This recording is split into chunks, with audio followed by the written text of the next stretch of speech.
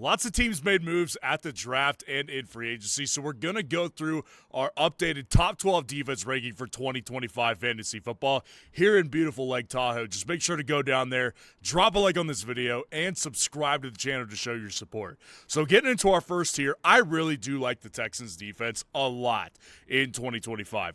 Look, the thing about the Texans defense is that they really are returning the majority of their starters. Like all of these guys, especially their top ones, are not going anywhere. And you got guys like Derek Stingley who just signed long-term deals to be there for the future. This is a team that's already well coached by DeMeco Ryans, and it's a team that is very, very turnover happy. Like last year, they had 49 sacks, which is definitely one of the top teams in the NFL in the sack department. But if you look at their turnovers on a per-game basis, it's actually pretty ridiculous. They had 19 total interceptions, 9 fumbles recovered, and 10 forced fumbles. This is a defense that's absolutely opportunistic. They've got the coach to take them a long ways, and I really don't care too much about schedule. When we're talking about a defense that is this talented, it really just does not matter in the grand scheme of things. And then at number 2 here, I've got the Broncos defense as well. I think the Broncos defense is also going to be another top defense. So obviously last year, they were the number 1 defense with 8.6 fantasy points per game, 63 total sacks is really the reason why they were able to be that number 1 defense. And the good thing, again, is that they're returning all their star pass rushers. So everything that went into that defense last year, it's all coming back in 2025. So there's really not a reason to believe that they can't be really good in the sack department once again. And then you also add on top of the fact that this is a defense that really didn't have quite as many turnovers, especially as the Houston Texans, with 15 interceptions, 9 fumble recoveries. This is a defense that's still going to be really opportunistic with their coaching staff still intact. And I just think another year of still continuity with the same pieces, another year of a really good offense that's kind of coming into their own as well. Denver's going to be another good defense to watch this year. Now, dropping out to our next tier, I actually ended up dropping the Ravens down from number 2 down to number 3. And I'll be honest here, I'm not really a big schedule guy because I think it's really just still too early to tell. But the one thing about the Ravens schedule is if you do look at the Ravens schedule, it is not an easy schedule whatsoever. Like, if you look at the Ravens schedule right now, there's really only a couple of teams that I think are obvious W's, right? Like, Cleveland's going to be a bad offense this year. Those are going to be offenses that they could take advantage of, right? So they get Cleveland twice. That's a good sign. But really outside of that, you've got Buffalo, you've got Kansas City, you've got Detroit, Houston, Los Angeles. Chicago's a wild card. I think Miami's an easily beatable offense. Minnesota is a wild card. Cleveland again, New York Jets, probably a good matchup. Cincinnati twice, Pittsburgh twice is good, but then you've got a better New England offense. Like, there's just a lot of tough guys they're going to be playing in 2025, and so that bumped them down a little bit for me. Like I said, I'm not as big on schedule. I'd rather just go based off defense, and like when you look at the Ravens defense overall, again, tons of returning starters. They even drafted a great safety towards the back of the first round in the 2025 draft. Like, that guy will start immediately alongside Kyle Hamilton. It will really free up Kyle Hamilton quite a bit, because the problem last year with the Ravens and why they didn't end up doing that great in fantasy football was because Kyle Hamilton had to stop being this Troy Polamalu type of safety where they could kind of use him all over the field, especially closer to the line of scrimmage. They had to put him back deep in the deep secondary because of the fact that they didn't have anybody else to do that. Well, the guy that they now have is going to be that type of player, freeing up Kyle Hamilton. So you give me another year with the same personnel, a great safety in the first round, and Zach Orr in his second year as a defensive coordinator. Even with this tougher schedule, I lean towards liking the Ravens a lot. And at number 4, the Vikings defense here. The Vikings are also going to experience a little bit of cutback, in my opinion, in fantasy this year. This was the number 2 defense in fantasy last year because they were so opportunistic. It does not always replicate on a season-by-season basis. The Minnesota Vikings had 24 interceptions last year.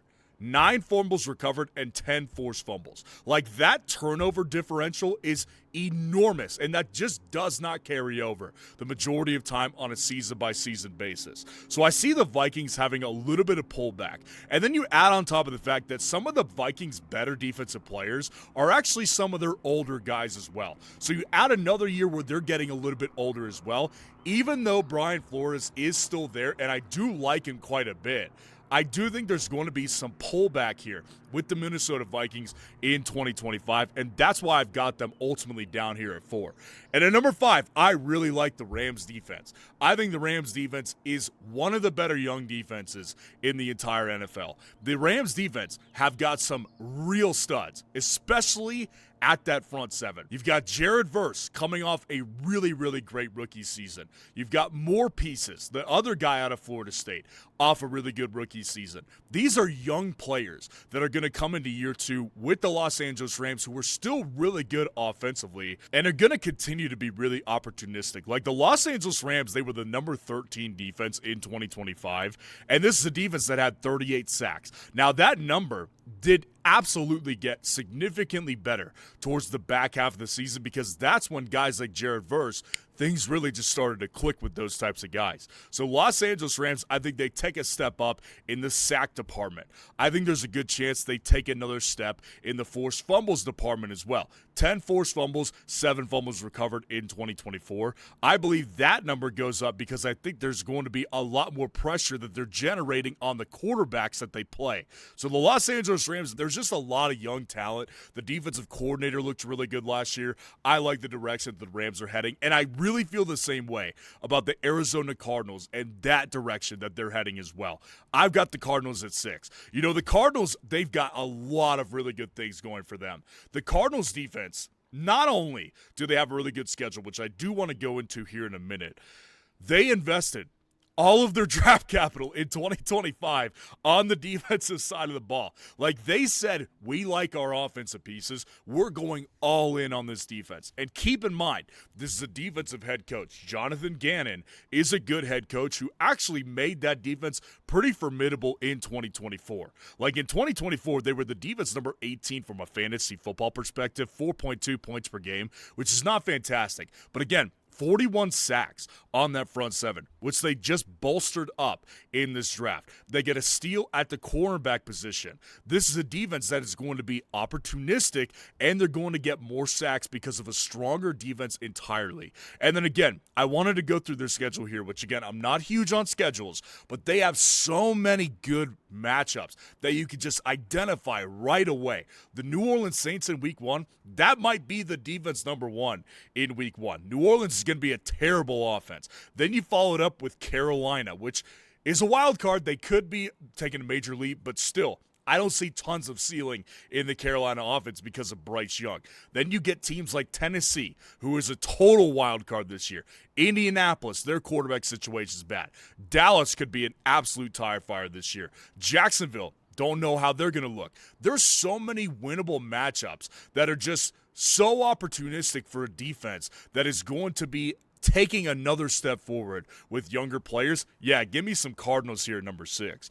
Dropping out to our next tier, I've got the Seahawks defense at number 7. I really do like the NFC West defenses in particular. Like, I think that they've got strong coaching. I think they've got a lot of good rosters on the defensive side of the ball.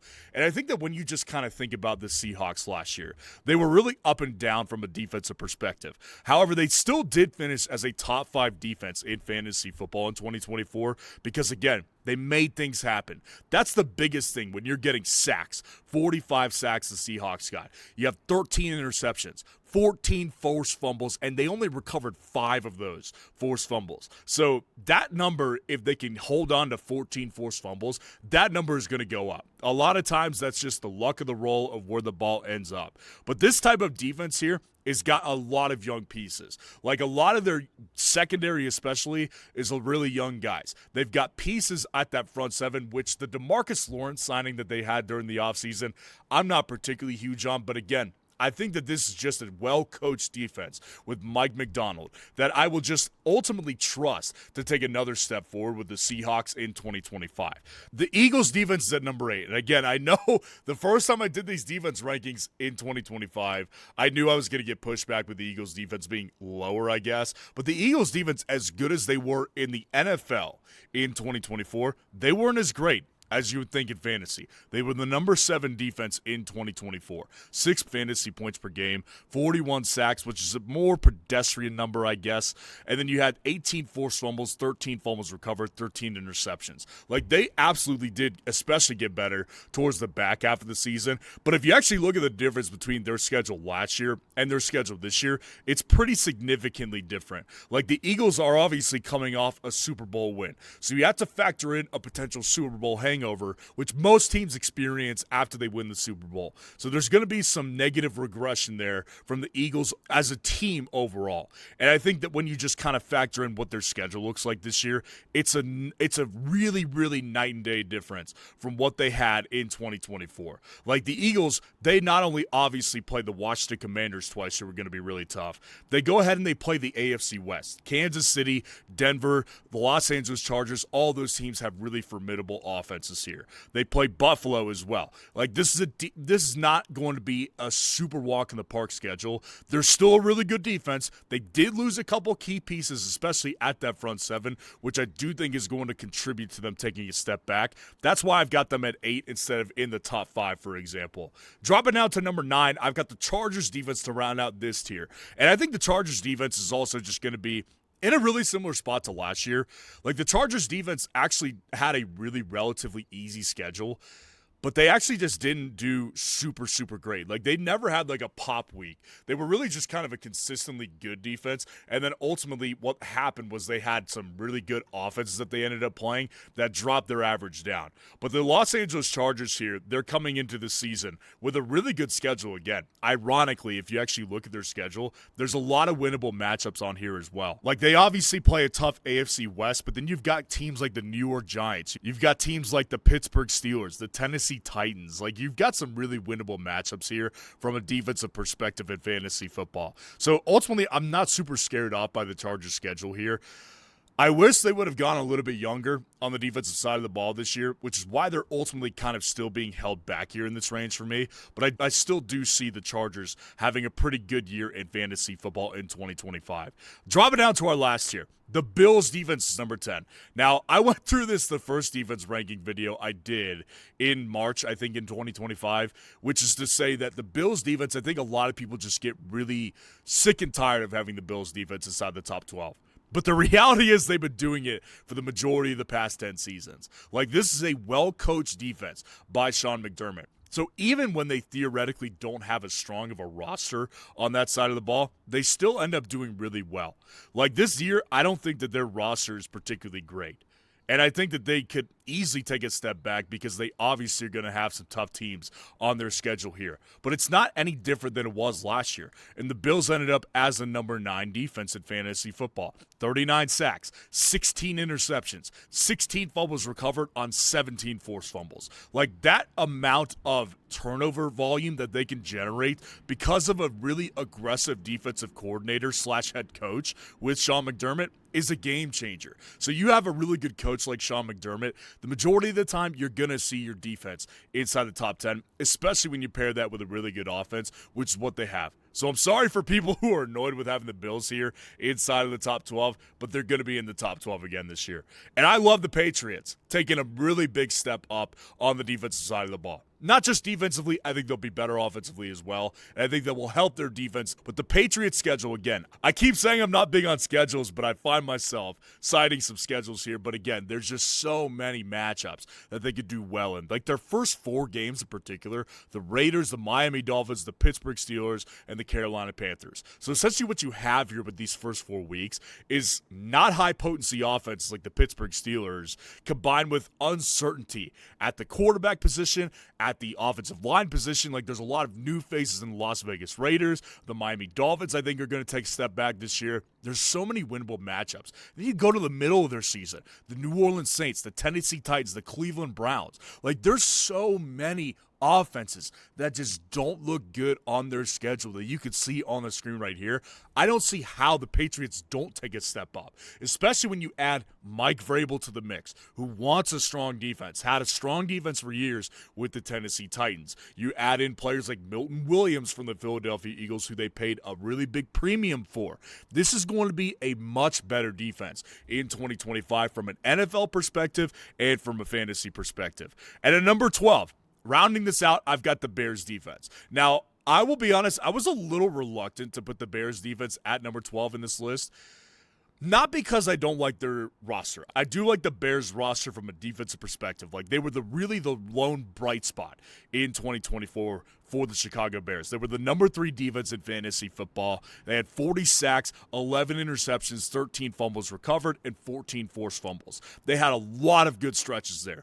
The problem that I have with the Bears here is just a complete philosophy shift within the organization. You know, they don't obviously have Matt Eberflus, which is obviously going to be a net positive from a team perspective because Matt Eberflus was way in over his head from a head coaching perspective. But the guy did know how to coach a defense. That's the one area I will defend Matt Eberflus on because he is a good defensive coach. Not a good offensive coach, not a good head coach, but the guy knows how to coach a defense. And ironically, the moment that he left, the Chicago Bears started having some of their worst games in fantasy football from a defensive perspective. Like after that Detroit Lions Thanksgiving game, they had a negative 1-point game against the San Francisco 49ers, a 5-point game against the Vikings, a 0-point game against the Lions, 12 points and then 13 points in their last 2 weeks were their really lone bright spots without Matt Eberflus. So them shifting to more of an offensive culture here, they obviously made the majority of their moves offensively in this offseason. So it just seems like there's just a big team philosophy shift. And I don't know if I could trust their new defensive coordinator to kind of get the most out of all of his players like their coach did, Matt Eberflus, in 2024. So that's why I've got the Bears a little reluctantly at number 12. So let me know what you think of the defensive side of the ball this year. And if you want to see the best discounts in 2025 drafts right now, click on this video right here.